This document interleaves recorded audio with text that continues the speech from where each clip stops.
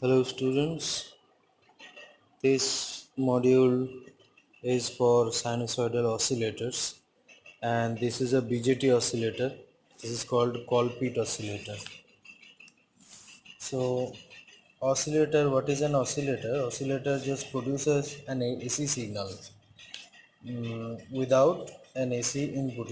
It generates AC signal and Colpite oscillators are used to generate high frequency signals, uh, some hundreds of kilohertz.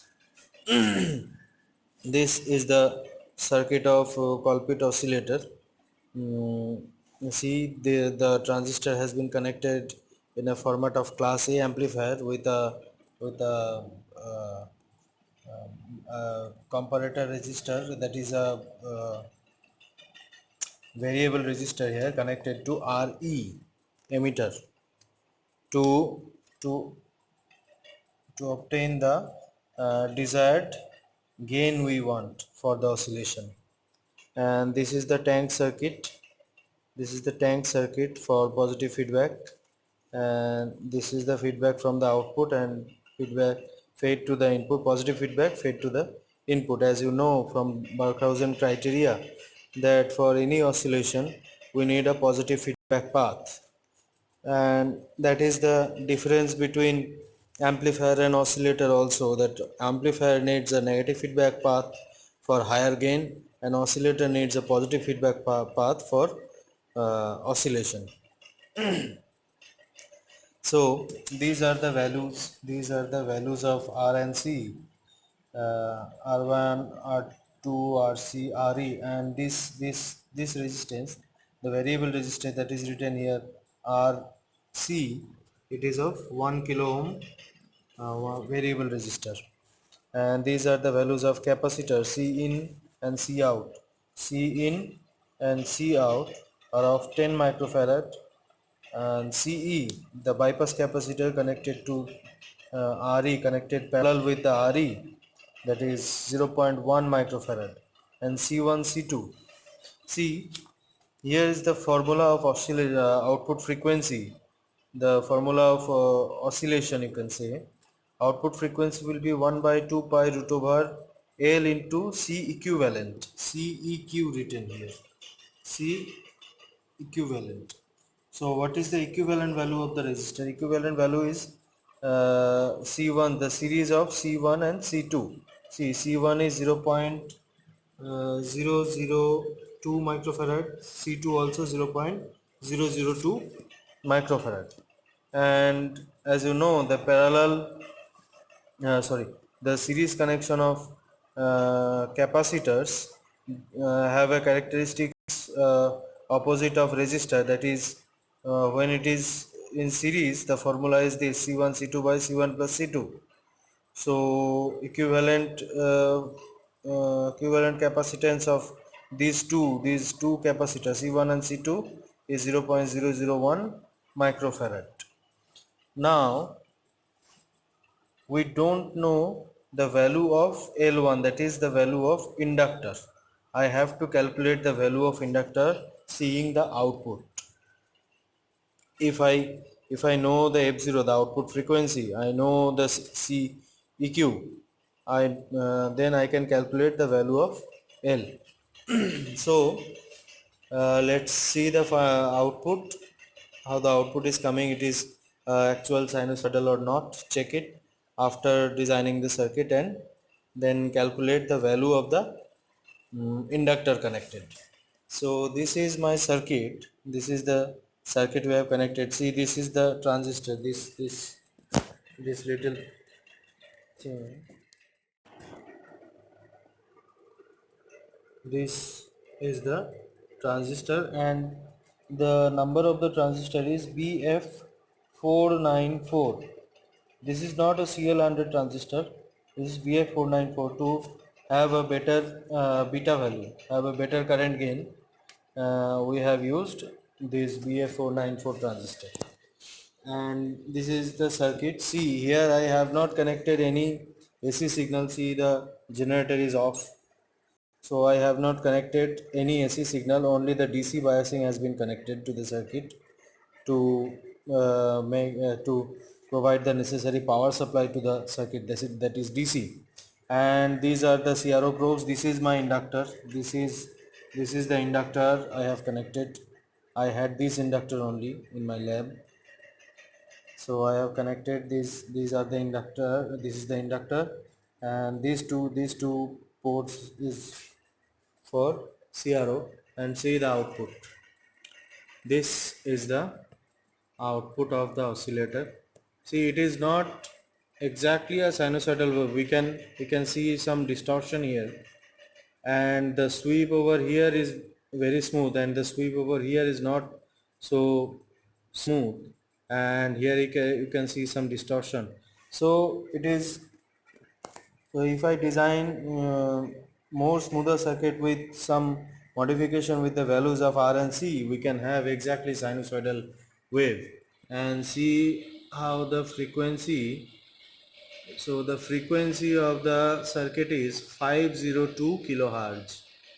502 kilohertz. As I told you that this circuit is used to generate high frequency oscillations. So we are getting 502 kilohertz. Now I know the value of output frequency of this circuit. I know the value of output frequency of this circuit. Now I can calculate the value of L. This is the L, the inductor. I can calculate the value of this inductor now. So let's calculate it. See, we have calculated the value of L, the value of inductor now. This is the calculation. L is equal to 0.0031 Henry. So 3.1 millihenry. The uh, inductor is of 3.1 millihenry. This is the calculation, and see the output again. This is a, and see, if I move this potentiometer connected to RE, if I move it, then the gain of the circuit will be changing. See, the output amplitude of the output will be changing. See, the amplitude is changing, the voltage levels are changing. See, now no feedback is there, no gain is there actually. If I move it again, now you can see the output, and if I move, the gain is reducing. So this is Colpit oscillator using BJT.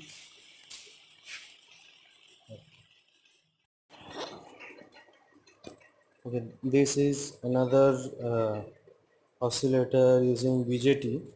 CE, common emitter amplifier, have been used here as previous the Colpit oscillator. This is called Hartley oscillator. This is also used to generate radio frequency signals or very high frequency signals. And the main difference from Colpit oscillator is, in Colpit oscillator we have used two capacitors connected in series, and in Hartley oscillator, this oscillator, we have used two inductors connected in series and only a single capacitor for the tank circuit.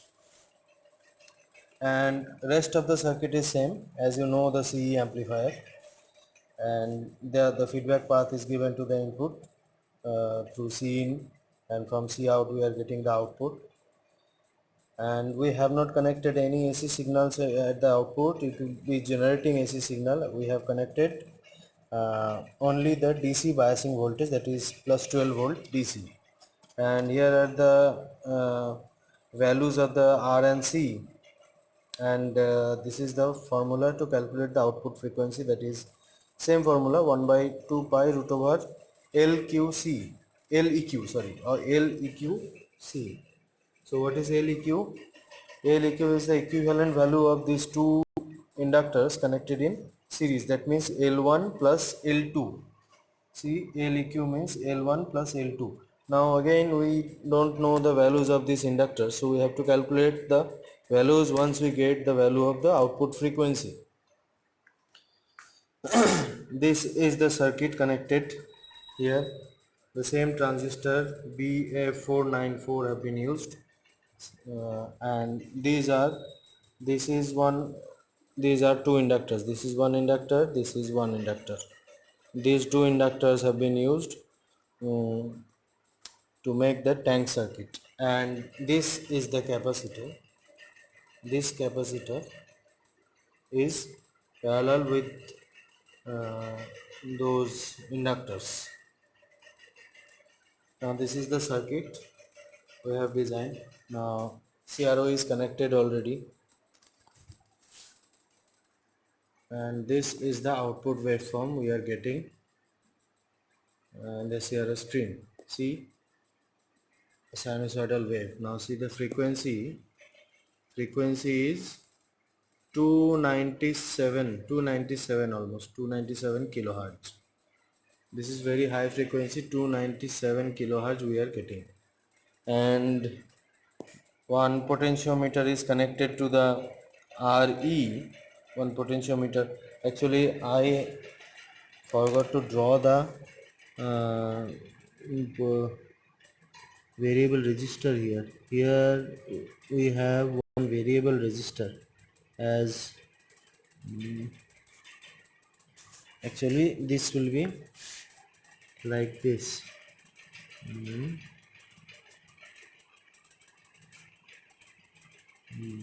This is grounded, and bypass capacitor will be connected from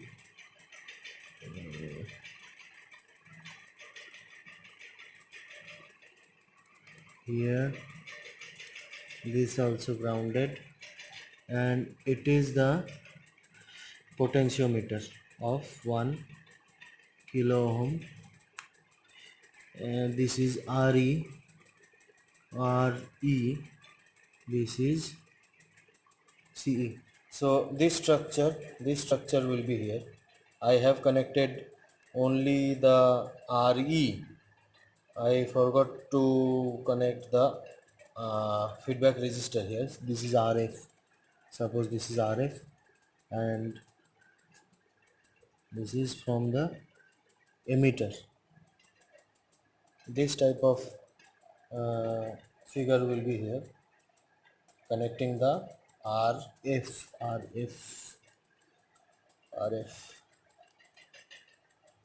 So if I move this potentiometer, I can see the change in the voltage gain. See, voltage gain is increasing and voltage gain is decreasing, output voltage is decreasing. So this way I can control the voltage gain also by this potentiometer. Now let's calculate the value of the L. Actually will not get the value of each of the inductor. Will be getting the value of L equivalent only. So calculate the L equivalent.